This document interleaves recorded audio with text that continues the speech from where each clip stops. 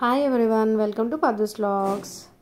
ఈరోజు అయితే నేను ఒక సింపుల్ అండ్ ఈజీ మెథడ్లో స్వీట్ రెసిపీని అయితే మేము ముందుకు తీసుకొచ్చేసాను. అది చూసేద్దాం వచ్చేయండి. నేనైతే 1 కప్పు పచ్చెనపప్పు, 1 కప్పు సగ్గుబియ్యం, అలాగే సేమ్ కప్ తోటి ఒక 2 కప్స్ అయితే నేను రైస్ తీసుకున్నానండి. సో ఈ ఇంగ్రీడియంట్స్ అయితే నేను నా స్టైల్ పొంగల్ని అయితే మీ ముందుకు పరిచయం చేద్దామని ఇలా అయితే వచ్చేసాను. నేనైతే ఇక్కడ మన ఛానల్లో ఒక వ్లాగ్ని అయితే అప్లోడ్ చేశాను కదా, శ్రావణ శుక్రవారం ఫస్ట్ వీక్లో నేను ఇలా పాలు పొంగించుకొని ఇలా ఈ రెసిపీ చేశాను, మన ఛానల్లో అప్లోడ్ చేస్తాను అని చెప్పి. సో ఆ రెసిపీ ఇదేనండి, పొంగల్ అనమాట. సో నా స్టైల్ అయితే నేను ఎలా అయితే చేశానో మేము ముందుకు చూపిద్దామని ఇలా వచ్చాను. సో నేనైతే పాలు పొంగిన తర్వాత నాకు పాలు పొంగల్ చేసేంత అయితే సెట్ అవ్వదు కదా, నేను ఇంకొక పాల ప్యాకెట్ని అయితే యాడ్ చేసుకున్నానండి. సో ఈ యాడ్ చేసుకొని మనం ఏవైతే ఇంగ్రీడియంట్స్ నానబెట్టుకుని ఒక 2 అవర్స్ ముందు అవి తీసుకొచ్చేసి ఇలాగా పాలు మరిగే వాటిలో వేసేసుకొని బాగా సిమ్లో పెట్టేసుకొని బాగా మెత్తగా ఉడికించుకోవాలన్నమాట. ఆ 3 ఇంగ్రీడియంట్స్ అనేది వచ్చేసి బాగా ఉడకాలి.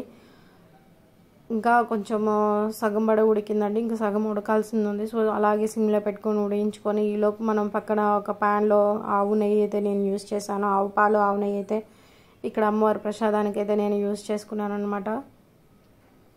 సో ఆవు నెయ్యి వేసేసి మనం ఏవైతే వేసుకోవాలి డ్రై ఫ్రూట్స్ మనకు అనిపిస్తుందో, సో నేను ఇక్కడైతే బాదము, జీడిపప్పు, కిస్మిస్ అయితే 3 తీసుకున్నాను.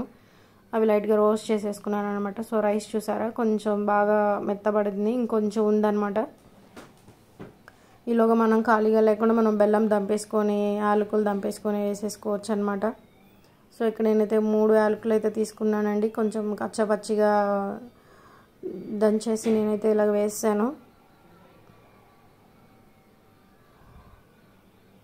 ఇంకొంచెం ఉంది. ఈలోపు మనం బెల్లం కనుక యాడ్ చేసేసుకొని ఇంకా మగ్గుతా ఉండిద్ది కదా, మనం అప్పుడు మన చేతిలో ఉన్న గరిటితోటి కొంచెం మెత్తగా అలాగా ప్రెస్ చేస్తూ ఉంటే ఏంటంటే కొంచెం బెల్లం కరిగిపోతుంది, అలాగే రైస్ కూడా నాకు కొంచెం బాగా మెత్తగా అయితే అయిపోతుందండి. సో నేను ఇక్కడైతే స్వీట్ ఐటెంలో షుగర్ ఐటమే కానీ బెల్లం ఐటమే కానీ ఏది చేసేటప్పుడైనా అందులో జస్ట్ అట్లీస్ట్ ఇప్పుడు కల్లుప్పు ఉంది అనుకోండి, అందులో అయితే ఒక 2 పలుకులు వేసుకుంటే కొంచెం సరిపోతుంది. లేదా ఒక సాల్ట్ అనుకోండి, జస్ట్ ఒక పావు స్పూన్ పడినట్లు కనుక మనకు సాల్ట్ కనుక ఈ స్వీట్ రెసిపీలో వేయడం వల్ల ఏంటంటే కరెక్ట్గా స్వీట్ అనేది మంచిగా మనకి టేస్ట్ తెలుస్తుందని, లేదని కొంచెం చప్పగా అనిపిస్తుంది. సో బెల్లం వేసి కరిగించుకున్న తర్వాత మనం ఏవైతే రోస్ట్ చేసుకున్న డ్రై ఫ్రూట్స్ ఏవైతే ఉన్నాయో అవన్నీ మనం ఈ పొంగల్లో అయితే వేసేసుకొని అడ్జస్ట్ చేసుకొని బాగా కొంచెం సేపు మగ్గించుకోవాలి. అప్పుడే ఆ పొంగల్కి వచ్చేసి ఈ డ్రై ఫ్రూట్స్ది ఈ గీ స్మెల్ ఇవన్నీ బాగా అంటే బాగా పొంగల్కి అంతా అబ్జర్వ్ చేసుకొని బాగా టేస్టీగా ఉంటుంది. ఫైనల్గా నేను 1 స్పూన్ అయితే మళ్ళీ ఆవు నెయ్యి అయితే యాడ్ చేసుకున్నానండి. ఇదైతే నేను అమ్మవారి ప్రసాదానికి ప్రిఫర్ చేసుకున్నాను కాబట్టి చేద్దామని చెప్పి సో ఇలా అయితే చేయడం జరిగింది. నాకైతే తెలిసి మీకైతే నచ్చుతుంది నేను చేసిన రెసిపీని, ఇలా ట్రై చేయండి. చాలా అంటే చాలా టేస్టీగా అనిపిస్తుంది. చూసారా చాలా అంటే చాలా బాగా వచ్చిందనమాట.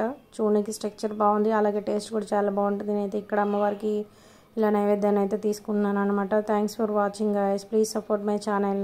Once again bye.